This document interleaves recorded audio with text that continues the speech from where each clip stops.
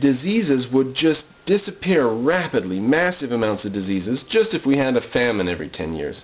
I'm not saying I'm not saying we need to, I'm saying that by not having this, these frays and stuff just add up generation over generation, thousands and thousands of years going into the future.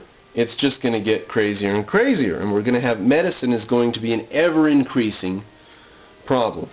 Like, I may seem like a fairly normal person, but I have something wrong with my sinuses, and they don't drain well, and I have sinus infections. Not now, I stay on allergy pills all the time. 24/7 I have to have some allergy pill, histamine blocker or whatever, or else I can't breathe through my nose, and I get sinus infections and fevers and constant infections, and I'm staying alive, and my genes are going to be passed on. And there are lots of cases like that where the things would drop out, and the answer has to be, we arrive at the answer. Genetic engineering. That's what the answer has to be. I don't know if we can find good, high-quality copies of certain genes, or if we'll have to write them in some way. Maybe even using supercomputers to calculate the outcome.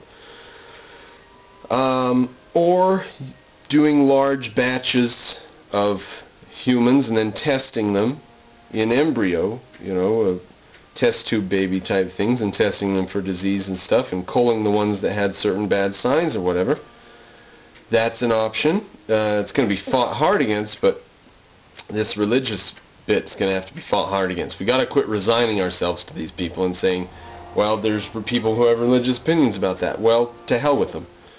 We've got mankind we've got to run here. This is a large enterprise, and we're going to have to set up systems in the future the same way people set up systems in the past so that we can have the quality of life we have. We're going to have to do the same for the future. Now, they were happy, Voltaire and Galileo and Copernicus and Kepler, going to their deathbed knowing that they were sort of risking their neck their whole life, and knowing what they had done, knowing that it was a great value for mankind, for humans, knowing that if someone would have done that before, they would have benefited, knowing that their accomplishment was an objective value to human life, and maybe not even to theirs after they die, but they know that they did it. It's a value to human life, and they're the ones who did it. They get to take credit in their own soul. So people have known hundreds of years ago that what they were doing was going to lead to a better life for other people, and we're in that situation now. We've got to set up a system. To hell with the religious nuts. We've got to set up a system where we can engineer genes. Now, we might be able to just patch it with medicine for another 500 years or something, but I don't think it's necessary, because I think we're going to get around to genetic engineering with supercomputers and so on soon. So, I thought I'd explain the battery metaphor. I thought I'd touch on the only way that we're going to solve it. But here's the silver lining to the cloud. Let's take a metaphor from the Stone Age where people are looking around saying, look, our situation's running down. We can't just keep harvesting and stuff. We're getting more and more people. There are bands of people in almost every valley we go to. You know, we're going to run out of room for food and stuff.